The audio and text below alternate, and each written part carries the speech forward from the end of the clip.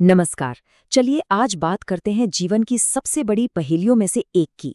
और इसे देखने का जो नजरिया है वो हमें उपनिषद के एक बहुत ही गहरे सिद्धांत से मिलेगा।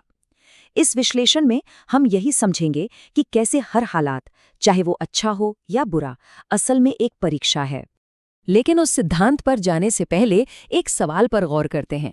एक ऐसा सवाल जो हम सबके मन में कभी ना कभी तो आता ही है कि भाई अच्छे और ईमानदार लोग क्यों मुश्किलों में घिरे रहते हैं, जबकि बेईमान और चालाक लोग जिंदगी के सारे मजे लूट रहे होते हैं। ये एक ऐसी गुत्थी है जो हमें न्याय के असली मतलब पर सोचने के लिए मजबूर कर देती है। और जानते हैं, इसी सवाल का जवाब ईशावास्य उपनिषद के इस सिद्धांत में छुपा है, यथा तथ्यता। इसका मतलब है कि परमात्मा, जिन्हें परिभू यानी सब पर शासन करने वाला कहा गया है, वो हर जीव के लिए उसके कर्मों के हिसाब से बिल्कुल सटीक, एकदम सही हालात बनाते हैं। कुछ भी रैंडम नहीं है, सब कुछ एकदम नपातुला होता है। तो इसका मतलब क्या हुआ? इसका मतलब ये हुआ कि जीवन में जो कुछ भी हो रहा है, चाहे वो सुख हो या दुख, वो असल में कोई इनाम या सजा नहीं है। वो तो एक बहुत ही बारीकी से डिजाइन की गई आध्यात्मिक परीक्षा है, एक टेस्ट जो हमारे चरित्र को निखारने के लिए बनाया गया है। और ये जो परीक्षाएं हैं ना, ये मुख्य रूप से दो तरह की होती हैं। दोनों एक दूसरे से बिल्कुल अलग हैं, लेकिन दोनों का मकसद एक ही है। चलिए इन्हें एक एक करके समझते हैं। पहली परीक्षा है दुख की, जिसे हम एक कड़वी दवा की तरह मान सकते हैं।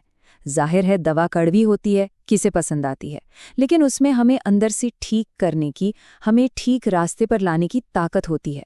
और दूसरी तरफ है सफलता की परीक्षा, जो एक मीठे जहर जैसी हो सकती है, देखने में चखने में बहुत अच्छी, पर आध्यात्मिक तौर पर जानलेवा। तो चलिए पहले इस कड़वी दवा यानी दुख के परीक्षा को और गहराई से समझते हैं। आखिर क्यों मुश्किल हालातों को एक इतनी बड़ी आध्यात्मिक चुनौती माना गया है? दुख की परीक्षा ना बहुत सीधी होती है। इसे ऐसे समझिए जैसे कोई अलार्म क्लॉक हो, बहुत परेशान करती है, सोने नहीं देती, लेकिन उसका मकसद एक ही है, हमें जगाना। यह हमें बताती है कि कुछ तो गड़बड़ है और हमें उसका हल ढूंढने पर मजबूर कर देती है। जैसे मान लीजिए कोई बीमारी, वो हमें एकदम से अपने स्वास्थ्य के प्रति जगा देती है, या नौकरी छूटना हमें अपनी असली प्रतिभा को खोजने के लिए मजबूर कर सकता है।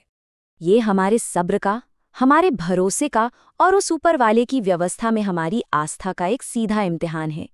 ये एक खुली जंग लड़ने जैसा है, जहां हमें अपनी ही नेगेटिविटी और शक से चौबीसों घंटे लड़ना पड़ता है। हर दिन अपने अंदर की कड़वाहट और निराशा से लड़ना वाकई में बहुत मुश्किल है। और ये चुनौती कितनी गहरी है, इसका अंदाजा उपनिषद के इन शब्दों से लगाइए। परमात्मा अकायम है, यानी उनका कोई शरीर नहीं, और वो शुद्धम है, यानी पूरी तरह से पवित्र। अब सोचिए, जब किसी का अपना शरीर दर्द से, घावों से तड़प रहा हो, तो उस निराकार पवित्र शक्ति पर ध्यान लगाना कितना मुश्किल हो जाता है। अब आते हैं सिक्के के दूसरे पहलू पर। चलिए ये समझने की कोशिश करते हैं कि क्यों सफलता, वो चीज जिसके पीछे सारी दुनिया भागती है, असल में एक कहीं ज्यादा खतरनाक और धोखेबाज आध्यात्मिक परीक्षा हो सकती है। इसको समझने के लिए ना, सूरज की रोशनी का उदाहरण एकदम परफेक्ट है। अब देखिए, सूरज की रोशनी तो सबके लिए एक जैसी होती है, वो कोई भेदभाव नहीं करती। लेकिन वही रोशनी एक पत्थर पर पड़ती है तो उसे और तपाकर कठोर बना देती है, जबकि एक कली पर पड़ती है तो उससे खिलाकर फूल बना देती है। ठीक इसी तरह सफलता और दुनिया के साधन काम करते हैं। ये एक अहंकारी इंसान के अहंकार को और भी ज्यादा मजबूत कर देते हैं, जबकि एक विनम्र इंसान को और खिलने में मदद करते हैं। सोचिए एक ऐसे बिजनेस लीडर के बारे में जिसे सफलता मिलने के बाद वो और क्रूर हो गया, अपने कर्मचारियों का शोषण करने लगा। उसकी सबलता ने उसे पत्थर की तरह कठोर बना दिया। वहीं दूसरी ओर एक सफल कलाकार जो अपनी कमाई का उपयोग समाज की भलाई के लिए करता है, वो सफलता की धूप में एक फूल की तरह खिल गया है। याद है वो दर्द वाला अलार्म? ये उसके ठीक उल्टा है। सफलता एक मीठी लोरी की तरह है।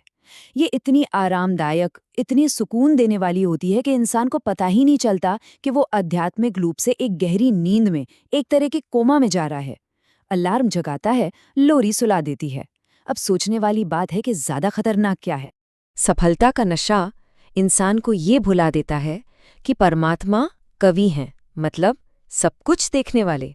एक सफल बेईमान व्यक्ति को ये वहम हो जाता है कि अगर समाज ने उसे नहीं पकड़ा तो मतलब किसी ने नहीं पकड़ा। उसे लगता है कि बंद दरवाजों के पीछे वो जो कर रहा है उसे कोई नहीं देख रहा। और सिर्फ हमारे काम ही नहीं, परमात्मा मनीषी भी हैं, यानी हर एक के मन के अंदर की बात जानने वाले। इसका मतलब है कि कोई भी इरादा, कोई भी सोच उनसे छिपी नहीं है। सफलता की परीक्षा इसीलिए इतनी बारीक है क्योंकि ये हमारे चरित्र और हमारे इरादों को परखती है, सिर्फ हमारे कामों को नहीं। तो ठीक है, हमने दोनों तरफ की कहानी देख ली, कड़वी दवा भी और मीठा जहर भी। लेकिन सवाल ये है कि इस सब के पीछे का असली मकसद क्या है? देखिए, उपनिषद कहता है कि परमात्मा परिभू हैं, मतलब हर चीज के कंट्रोलर।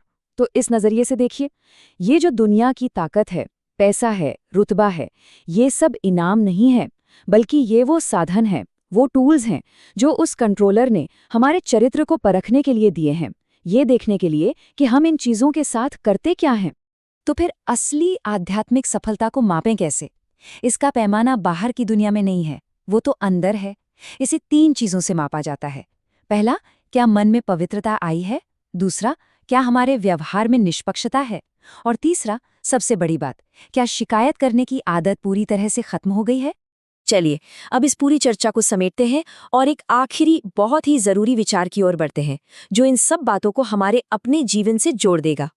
ये एक कमाल का विरोधाभास है और शायद यही इस पूरी बातचीत का सार भी है कि जो चीज दुनिया की नज़र में सबसे बड़ा इनाम है, जैसे कि बेशुमार सफलता, वही आध्यात्मिक नजरिए से सबसे मुश्किल, सबसे बड़ी परीक्षा साबित हो सकती है। और अब आखिर में एक सवाल जो हम सबको खुद से पूछना चाहिए, हमारी जो भी मौजूदा हालत है, चाहे अच्छी हो या बुरी, वो असल में है क्या? क्या वो एक कड़वी दवा है जो हमें जगाने आई है, हमें साफ करने आई है, या फिर कहीं वो मीठा जहर तो नहीं जो धीरे धीरे हमें आध्यात्मिक नींद में सुला रहा है? इसका जवाब बाहर कहीं नहीं, अपने अंदर झांकने पर ही मिलेगा।